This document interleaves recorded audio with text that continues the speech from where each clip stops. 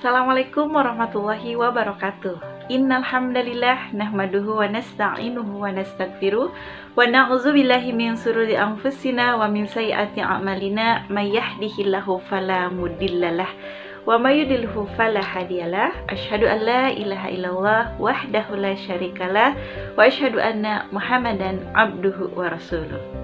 Alhamdulillah sahabat muslimah, pada kesempatan kali ini kita dapat bertemu kembali dalam kajian rutin kita di kajian muslimah online dalam rubrik keluarga sakinah. Semua keluarga para ummahat semua di sini dijadikan keluarga yang sakinah, mawadah, warahmah hingga jannahnya kelak. Amin ya robbal alamin. Baik sahabat muslimah, pada prolog sebelumnya yang saya share di awal video, pada kesempatan kali ini kita akan membahas tentang perceraian. Perceraian apa nih? Ya, banyaknya kasus perceraian yang terus meningkat akhir-akhir ini, katanya sih akibat salah satu faktor penyebabnya adalah pernikahan dini. Ya, pernikahan seumur jagung, sudah bercerai 4 bulan, 6 bulan, 3 tahun sudah cerai. Kemudian fenomena lainnya terkait perceraian nikah dini, yaitu seks bebas yang berujung pada kehamilan di luar nikah. Maka sangat wajar jika kemudian menikah di usia yang masih muda yang menjadi pilihan dan pelarian sekaligus sebagai solusi pragmatis dari permasalahan sosial ini. Padahal bisa jadi ini justru menjadi awal dari permasalahan-permasalahan selanjutnya dalam biduk rumah tangga. Masalah kehamilan di luar nikah ini ternyata menjadi salah satu penyebab terbesar banyaknya anak-anak ABG yang menikah di usia masih muda. Sampai ada yang nyinyir, ya hati-hati ya nikah muda, siap-siap aja jadi janda atau duda. Nah, padahal tidak semua orang yang menikah di usia muda dapat berujung pada perceraian. Ada juga yang bisa bertahan hingga sekarang, betul nggak? Ya, contohnya saya ya, nikah muda, alhamdulillah masih bertahan, mudah-mudahan selamanya. Yang sekarang alhamdulillah masuk di usia pernikahan ke-19 tahun.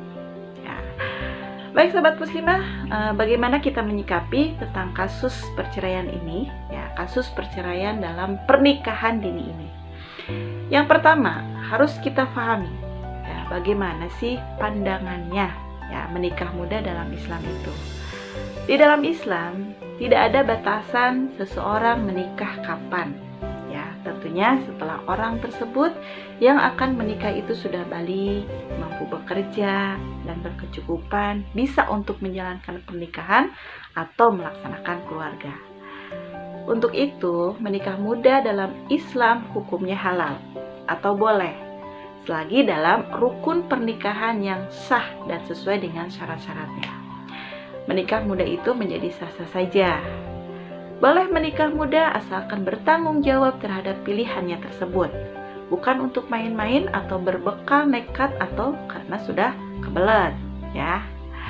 Bahkan menikah muda menjadi solusi bagi beberapa kalangan agar anak-anak muda tidak terjebak pada perzinahan dan pergaulan bebas.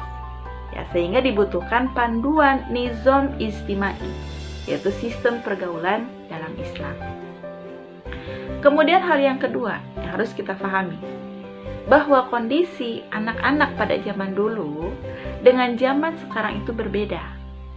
Ya, tentu saja sebagai seorang muslim, tentu kita memiliki tolak ukur, kita harus senantiasa dikembalikan kepada Islam. Termasuk kasus perceraian pernikahan di usia muda ini. Ya. Baik sahabat muslimah, ya bagaimana pada zaman dulu di mana Islam ketika dijadikan sebagai way of life, yaitu jalan hidup yang diterapkan oleh sebuah negara, tingkat kematangan psikologis anak-anak itu sudah jauh lebih siap dibandingkan dengan anak-anak zaman sekarang. Ya, dalam naungan sebuah negara yang menerapkan Islam secara kafah, di mana pembinaan secara taklim dan pembinaan secara taskib untuk akidah anak-anak itu betul-betul berjalan optimal. Ya, di mana kepribadian atau saksiah anak-anak itu digembleng betul-betul. Ya, sehingga saat balik mereka telah siap menerima taklid hukum syariat, termasuk perihal pernikahan ini. Jadi kesiapan menikah itu sudah ada sejak dini. Tapi bagaimana dengan sekarang? ternyata tingkat kematangan organ reproduksi pada anak-anak pada zaman sekarang tidak diimbangi dengan kematangan cara berpikir. Minimnya sifat kedewasaan. Ya, kita lihat saja bagaimana tontonan dan gaya hidup bebas ya pada saat sekarang ini cenderung mendorong anak-anak remaja itu untuk melakukan pacaran, senang-senang, poya-poya, ya menggumbar syahwat dan sebagainya. Anak-anak generasi saat ini bisa dikatakan organ reproduksinya bisa jadi berkembang lebih cepat, tapi tidak diimbangi dengan kematangan kepribadian yang mencakup kematangan bagaimana berpikir dan bagaimana cara bersikapnya.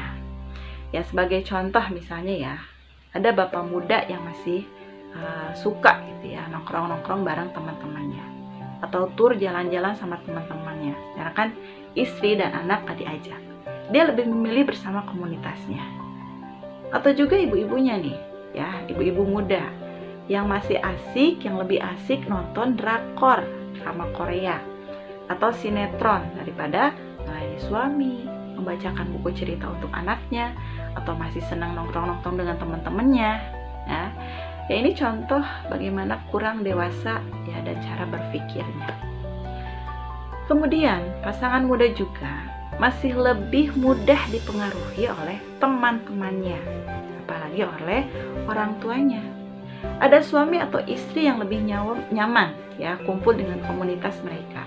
Nah, seperti tadi, atau pasangan yang tidak mampu mandiri mengambil keputusan karena tak bisa melepaskan diri dari pengaruh orang tuanya. Ada yang seperti ini? Ada, ya. Kedewasaan bersikap itu tidak ditentukan dari umur, ya, karena ada yang sudah tua juga berpikirnya tidak dewasa. Kedewasaan berpikir melainkan ditentukan dari tempaan dan kemauan belajar. Jadi siapa saja yang mau pernikahan di usia mudanya survive ya, harus mau menerpa diri, belajar untuk dewasa dan mandiri.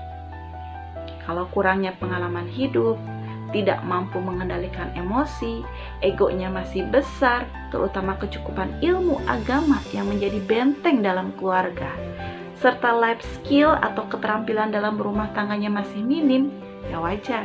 Kesiapan inilah yang memicu perceraian pada pernikahan muda saat ini.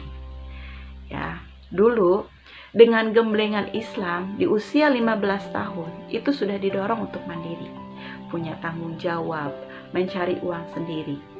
Ya, berbeda dengan gemblengan sistem kapitalisme, ya di usia 15 tahun ini sangat jauh dari harapan.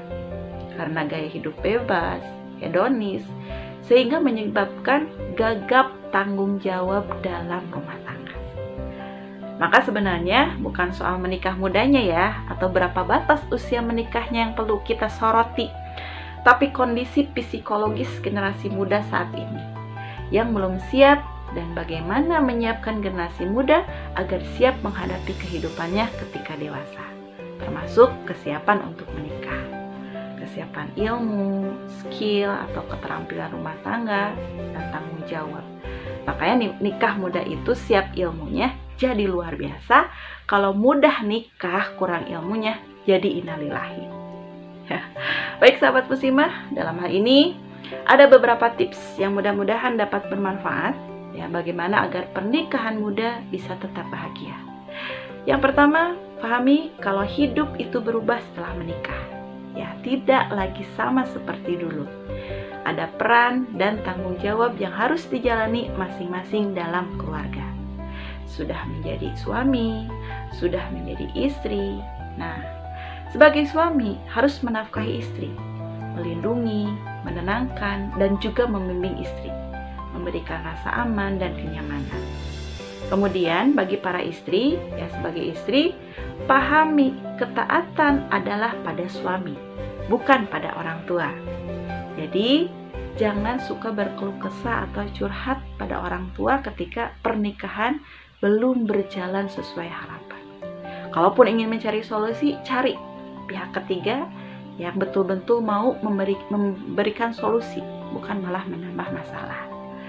Kemudian yang kedua, jangan childish ya namanya ya, alias kekanak-kanakan. Ya, suami boleh saja punya hobi nonton bola, main game, pelihara burung, mancing dan sebagainya. Tapi begitu menikah, bersikap dewasalah para suami. Atur waktu, tenaga dan pikiran, juga keuangan untuk rumah tangga. Uang yang biasanya dipakai buat beli spare part motor, beli burung, ya, alihkan untuk beli beras, ya, mesin cuci, perlengkapan bayi, ya, kalau mau lahiran, ya, untuk itu. Kemudian bimbing istri dan beri contoh dalam ketaatan. Suami itu yang harusnya bangunin istri loh untuk qiyamul lail. Suami itu yang harus ingetin, ya, istri itu untuk komitmen pada syariat. Ya, suami juga yang harusnya ngajak istri untuk ke majlis taklim. Nah, kemudian untuk para perempuannya gimana?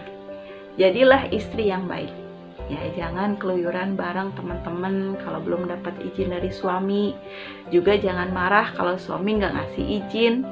Jadi muslimah dewasa. Sadari kalau sudah punya suami, yang harus ditaati dan diminta izin adalah suami. Dan biasanya perempuan itu baperan. Ya, baperan pisan. Maka kurangi bapernya. Berusahalah jadi perempuan yang tegar, perlahan hilangkan sifat manja dan bergantung pada orang tua di rumah. Ya, kemudian yang ketiga adalah mampu mengontrol emosi.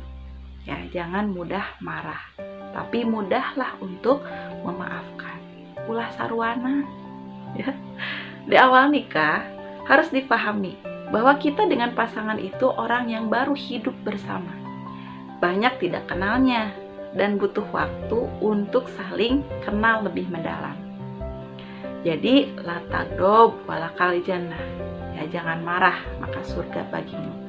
Kurangi marah, bisa memaklumi kekurangan dan kesalahan pasangan. Kemudian yang keempat adalah menguatkan iman dan banyak berdoa bersama. Nikah itu bukan untuk memburu cinta, tapi mengejar pahala. Nikah itu akan dimintai pertanggungjawaban di hari akhir. Jadi, jalanilah peran sebagai suami dan istri dengan dorongan iman dan takwa.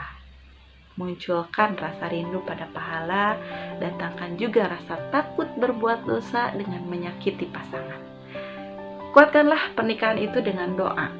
Mintalah kepada Allah agar merawat kasih sayang dan menunjukkan pada kebersamaan dan keterkaitan hati dalam mengarungi kehidupan rumah tangga. Ya, demikian sahabat muslimah, semoga bermanfaat. Wabillahi taufik wal hidayah. Assalamualaikum warahmatullahi wabarakatuh.